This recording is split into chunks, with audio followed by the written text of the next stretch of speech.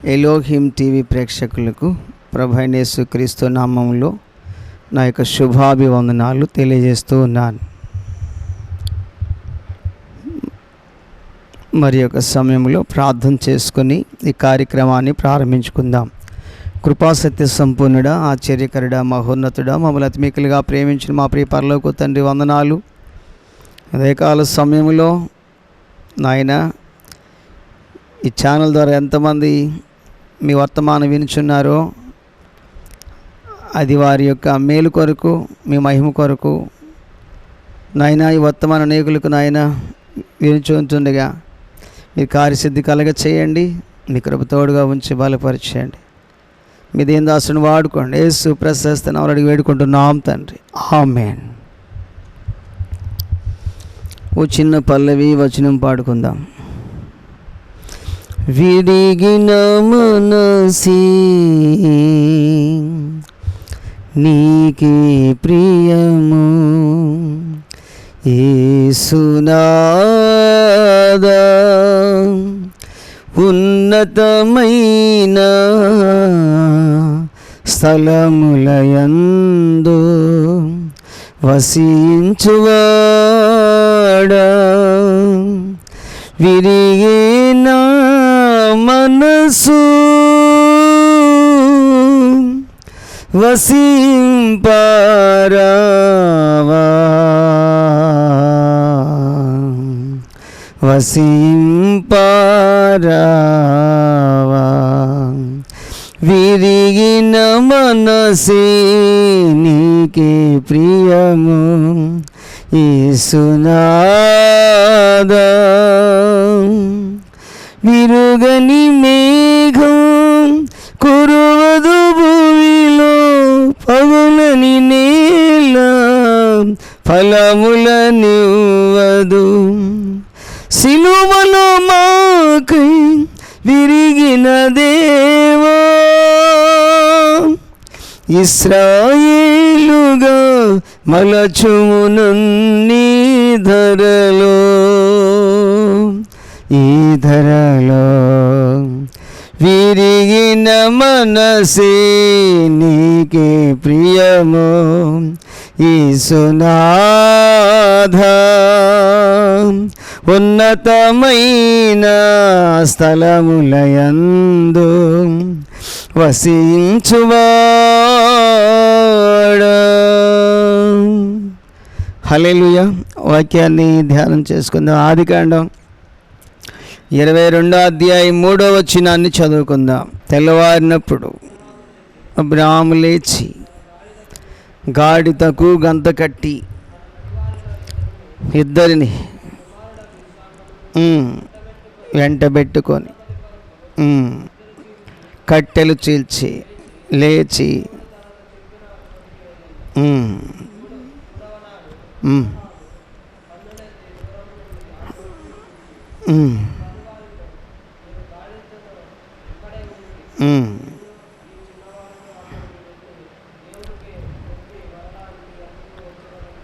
చాలు. నా ప్రియమైన దేవుని బిడ్డలారా, ఉదయకాల సమయంలో దేవుడు అబ్రాహాముతో మాట్లాడి ఈ ఒకగానొక్క కుమారుణ్ణి నేను కోరుకున్నటువంటి దేశంలో ఒక పర్వతం మీద నాకు బలి ఇవ్వమని దేవుడు కోరాడు. రాత్రి ఆ మాట విన్నటువంటి అబ్రాహాము మారు మాట్లాడకుండా ఉదయాన్నే లేచి తన కుమారుడిని ఇస్సాకుని ఇద్దరు పనివారిని వెంటబెట్టుకుని వెళ్ళాడు.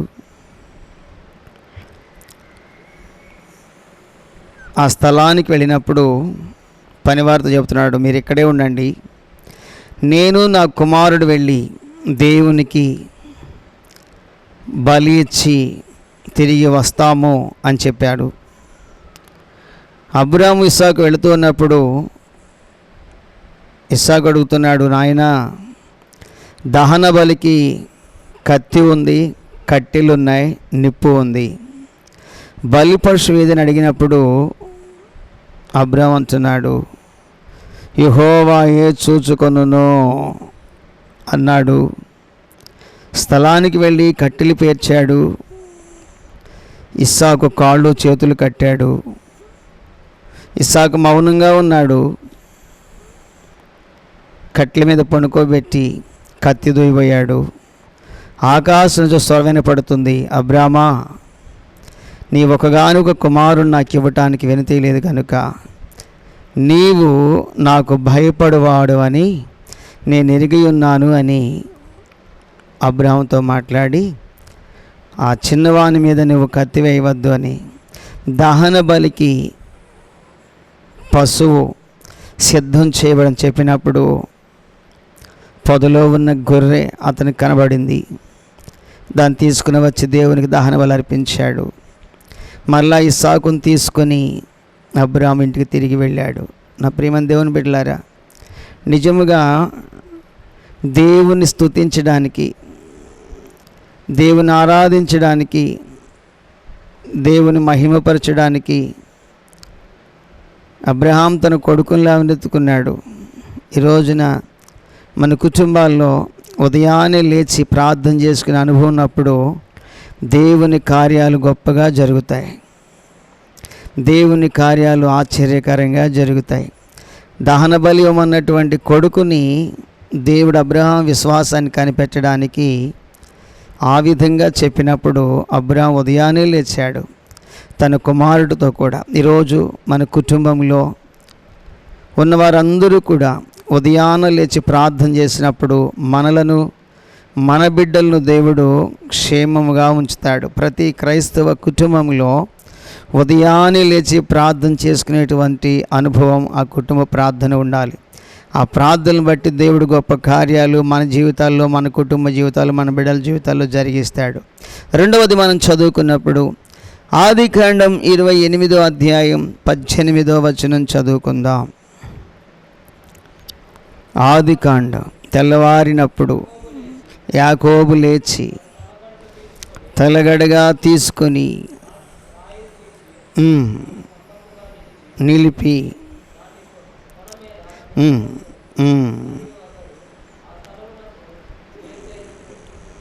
పేరు పెట్టెను. చాలు. యాకోబు ఇంటి దగ్గర నుంచి అన్న చంపుతాడేమోనని బయలుదేరి తన మామయ్య అయిన సిరియా వాడైనటువంటి లాబానింటికి పరిగెత్తుతూ ఉన్నాడు తలదాచుకోవడానికి, అన్నకు భయపడి. అయితే దేవుడు ప్రియులారా, యాకోబు వెళ్ళి ప్రొద్దుగూకినందున ఒక స్థలములో నిలిచిపోయి పండుకొని తల కింద ఒక రాయి పెట్టుకొని నిద్రపోతుంటే రాత్రి దేవుడు కల ద్వారా యాకోబుతో మాట్లాడాడు.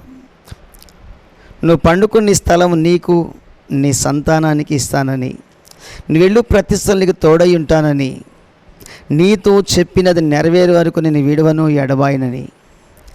ఈ మాట కల ద్వారా వచ్చింది. కల అయిన వెంటనే యాకోబు ఉదయాన్నే లేచాడంట. ప్రియులారా, మనం ఎక్కడ ఉన్నా, ఏ స్థలములో ఉన్నా, నా ప్రియమైన దేవుని బిడ్డలారా, దేవుణ్ణి కలిగి ఉండాలి. యాకోబు ఒంటరిగా ఉన్నాడు ఆ స్థలములో. రాత్రి దేవుడు మాట్లాడాడు, ఉదయాన్నే లేచాడు. ఆ స్థలాన్ని ఇది దేవుని మందిరము, యెహోవా గవిని అని దేవునికి భయపడ్డాడు. దానికి బేతేలు అని పేరు పెట్టాడు. ఇది దేవుని మందిరము, ఇది బేతేలు అని పేరు పెట్టాడు. నిజముగా ఉదయాన్నే లేచి అతను ఎప్పుడైతే దేవుని సన్నిధిలో దేవునికి భయపడుతూ దేవుని మాటను నమ్మకం ఉంచి ప్రార్థన చేసుకున్నాడో, తన 20 సంవత్సరాల సుదీర్ఘ కాలంలో భార్యలనిచ్చాడు, బిడ్డలనిచ్చాడు, సంపదనిచ్చాడు. ఒక్కడిగా వెళ్ళి 70 మందిగా తిరిగి వచ్చాడు. మధ్యలో మామ వల్ల ఆటంకాలు, అన్న వల్ల ఆటంకాలు వచ్చినాయి. అయినప్పటికీ కూడా దేవుడు వాటన్నిటినీ తొలగించి తొలగించి మరలా వాగ్దానకు భూమికి భార్యల్ని పిల్లల్ని దేవుడు తీసుకుని వచ్చాడు. ఆ బేతేల్ని దేవుడు వారికి తూర్పుకి, ఉత్తరానికి, దక్షిణానికి, పడమటికి వ్యాప్తి చెందినట్లు దేవుడు యాకోబుని 12 గోత్రాలుగా ఆశీర్వదించాడు. ఈ రోజున వేకువజామునే లేచి ప్రార్థించినప్పుడు మన యొక్క పిల్లల పరిస్థితులను దేవుడు చక్కబరుస్తాడు, మన పరిస్థితులు మెరుగుపరుస్తాడు. వారిలో ఒంటరైన వాడు వాడే 10 వందలు అని దేవుడు చెప్పాడు, 1000 మందిని. ఒక్కడిగా వెళ్ళిన వాడు 70 మందిగా వచ్చాడు, సంపత్తో వచ్చాడు. తిరిగి బేతేలికి దేవుడు సురక్షితంగా తీసుకుని వచ్చాడు. మనం ఎప్పుడైతే వేకువజామున లేచి ప్రార్థన చేస్తామో, కుటుంబంతోనైనా ఒంటరిగానైనా ఏ స్థలంలోనైనా, అక్కడ దేవుడు మనతో ఉంటాడు, వాగ్దానాలు ఇస్తాడు, వాగ్దానాలు నెరవేరుస్తాడు, మనకు తోడుగా ఉంటాడు. యాకోబు ఉదయాన్నే లేచి ప్రార్థన చేసినప్పుడు ఇచ్చిన వాగ్దానాలు నెరవేర్చాడు. ఆ స్థలము 4 దిక్కుల కుమారులను, సంపదలను ఆశీర్వదించాడు దేవుడు. ఈ రోజున మనం కూడా ఉదయాన్నే లేచి ప్రార్థన చేస్తే మన కుటుంబంలో ఆ విధంగా దేవుడు విస్తరింపజేస్తాడు. 3వదిగా మనం చదువుకున్నప్పుడు ఏబు గ్రంథం 1వ అధ్యాయం 5వ వచనం చదువుకుందాం. విందు దినములు పూర్తి కాగా ఏబు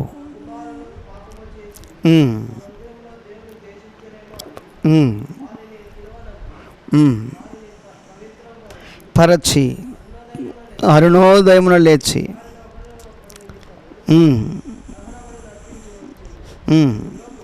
ఏబు చాలు. ఏబు గారికి దేవుడు 10 మంది పిల్లల్నిచ్చారు, 500 జతల ఎడ్లు, బహుమంది పనివారు, 1000 ఆడుగాడిదలు. పిల్లరా, ఇలాగ సంపదనిచ్చాడు దేవుడు. అయితే ఏబు గారికి ఉన్న మంచి అలవాటు ఏమిటంటే, ఇంటిలో ఉన్న 10 మంది బిడ్డలను, యవ్వనస్తులను ఉదయాన్నే లేపుకొని అందరినీ మోకరింపజేసి, పిల్లరా, ఒక్కొక్క నిమిత్తం ప్రార్థన చేస్తూ వచ్చేవాడంట.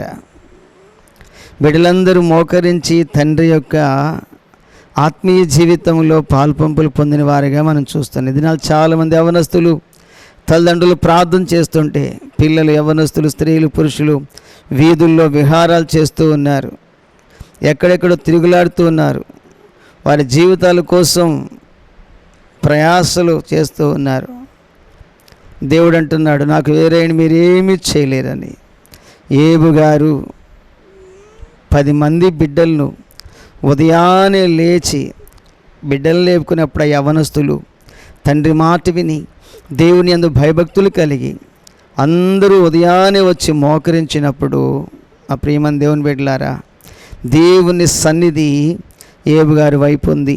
ఒక దినాన అపవాది 10 మంది బిడ్డలను హతమార్చినప్పుడు మరలా దేవుడు ప్రేమించి ఏబు గారి కుటుంబములో అంతకంటే సౌందర్యవంతుల్ని, అంతకంటే జ్ఞానం కలిగిన వారు దేవుడు ఏబు గారికి ఇచ్చాడు. ప్రియులారా, ఏబు గారు వంటి పిల్లలు వంటి జ్ఞానవంతులు, సౌందర్యవంతులే లేరంట.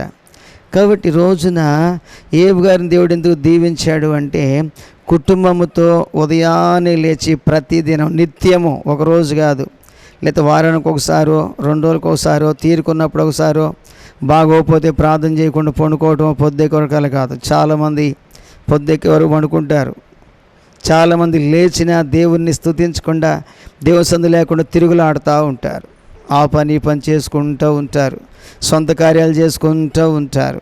ప్రియులారా, కాబట్టి అలా కాదు. ఏబు గారు ఏ విధంగానైతే, ఇవన్నీ కూడా మనకి మోడల్స్, బైబిల్ అనే వర్డ్స్ అన్నీ మనకి మూల పాఠాలు. కాబట్టి మనకు బుద్ధి కలడానికి, మనకు మాదిరిగా ఉండడానికి భక్తులు మనకు చూపించారు పరిశుద్ధ గ్రంథంలో. వారి వల్ల మనం క్రమం నేర్చుకునేప్పుడు వారిని దీవించిన దేవుడు మనల్ని దీవిస్తాడు, మన బిడ్డలను దీవిస్తాడు. ఏబు గారు ఉదయాన్నే లేచాడు, 10 మంది బిడ్డలు లేవనెత్తుకున్నాడు, వారితో కలిసి ప్రార్థన చేశాడు. దేవుడు ఎంతో గొప్పగా అధికముగా ఆశీర్వదించాడు. ఈ రోజున వేకువజామున లేచి కుటుంబంతో ఆరాధించినప్పుడు దేవుడు కుటుంబాన్ని, బిడ్డలను దీవిస్తాడు, సకల ఐశ్వర్యంతో నింపుతాడు. ఇంకా మనం చదువుకున్నప్పుడు దేవుని వాక్యాన్ని సమూయేలు 1వ గ్రంథం 1వ అధ్యాయం 19వ వచనం, తరువాత వారు ఉదయమున వేగిరమే లేచి యెహోవాకు మ్రొక్కి వచ్చెను అంతటా. అన్నాను కూడెను. చాలు. ప్రియులరా, హన్నా ఎల్కానా భార్యాభర్తలు. హన్నాకు చాలా కాలానికి పిల్లలు కలగపోతే పెనిన్న నామం చేసుకున్నాడు. ఆమె పిల్లలు పుట్టారు. ప్రతి సంవత్సరం దేవుని యొక్క మందిరానికి షిలోకు వెళుతున్నారు, దేవుని మందిరంలో గడుపుతున్నారు, వస్తున్నారు. కానీ ఆమె పిల్లలు కలగటం లేదు. ఒక రోజున దేవుని సందులో ప్రార్థన చేస్తుంది హన్నా, నాకు కుమారుణ్ణి ఇస్తే నీ సేవకి ఇస్తానయ్యా అని. ఆ రోజు దేవుడు ప్రవక్త అయినటువంటి ఏలీతో మాట్లాడి, నీ కన్నీరు దేవుడు ఆలకించాడు, నీ కుమారుడు పుడతాడు అని. నా ప్రియమైన దేవుని బిడ్డలారా, వారు ఆ మాట విన్నారు. దుఃఖంగా ఉండటం మానేసింది. ఉదయాన్నే సంతోషంగా ఉదయాన్నే లేచివారు. మరి ప్రత్యేకంగా మాట రాసుంది, ఉదయాన్నే లేచి దేవుని సన్నిధిలో ప్రార్థన చేసుకొని వారు సంతోషంగా గృహానికి వెళ్ళినప్పుడు దేవుడు ఆ దినంలోనే ఆ రాత్రే హన్నాను దేవుడు పడకలో దర్శించాడు. ఆమె గర్భవతి కుమారుని కంది. ఆయన ఇశ్రాయేలు ప్రజలకు న్యాయాధిపతిగాను ప్రవక్తగాను దేవుడు శ్రేష్టమైన కుమారుని ఇచ్చాడు. కారణం ఏంటంటే వేకువజామునే లేచి చేసిన ప్రార్థన మన కుటుంబాలకు, మన బిడ్డలకు, మనకిచ్చిన యావదాస్తికి, మన చేతి పనులకు, మన ఉద్యోగాలకు, మన వ్యాపారాలకు దేవుని యొక్క హస్తం తోడుగా ఉంటుంది. కాబట్టి ఒంటరిగా ఉంటే, కుటుంబాలతోనైనా కుటుంబంతో ఉంటే, చదువుకునే పిల్లలు చాలామంది దూరప్రాంతాలు ఉన్నప్పుడు రూముల్లో ఒంటరిగా ఉంటారు. వాళ్ళు ఒంటరిగా ఉన్నప్పటికీ కూడా ఉదయం లేచి ప్రార్థన చేసుకున్నప్పుడు వారి భవిష్యత్తును దేవుడు దీవిస్తాడు. ప్రియులారా, కుటుంబాల్లో కూడా కుటుంబీకులుగా ఉన్నప్పుడు కుటుంబం వారందరూ కూడా వేకువజామున ప్రార్థన చేసినప్పుడు దేవుడు ఆ కుటుంబాలు వారి బిడ్డలను వర్ధిల్ల చేస్తాడు. మనం ఎక్కడున్నా కూడా ఉదయాన్నే లేచి ప్రార్థన చేసే అనుభవాన్ని కలిగి ఉండాలి. ఆ కుటుంబాలు దేవుడు కృప చూపిస్తాడు, కార్యాలు చేస్తాడు. చివరిగా మనం చదువుకున్నప్పుడు దేవుని వాక్యాన్ని చదువుకుందాం. పిల్లరా, దేవుని వాక్యం చదువుకుందాం. యోహాను సువార్త 20:1 ఆదివారమున ఇంకా చీకటి ఉన్నప్పుడు మగ్దలేని మరియా పెందలు ఇక్కడ ఉండడం చూచాను. చాలు, మళ్ళీ చదువుదాం. చాలు. ఇంకొక వచనాన్ని చెప్తాను. యేసు ప్రభువారు చనిపోయి తిరిగి లేస్తానని శిష్యులతో చెప్పారు. ప్రియులరా, ఆ సందర్భంలో మగ్దలేని మరియ కూడా ఉంది. అయితే ప్రభు లేచాడు, సజీవుడయ్యాడని ఆయనకు రాయటానికి సుగంధ ద్రవ్యాలు తీసుకుని వచ్చింది. వచ్చేసరికి ఆ రాయి తీసివేయబడి ఉంది. వెంటనే పరిగెత్తుకుంటా శిష్యుల దగ్గరికి వెళ్ళింది. పేతురు, యోహాను, యాకోబులు చెప్పింది. వాళ్ళు వచ్చారు, చూశారు, వెళ్ళిపోయారు. కానీ ఆమె మాత్రం అక్కడే ఉంది. అక్కడే ఉండి తోటంతా వెతుకుతుంది, సమాధి చుట్టూ వెతుకుతుంది. అదే అధ్యాయంలో 11వ వచనం మనం చదువుకుంటే 20 అయితే మరియా నిలిచి ఏడ్చుచుండెను.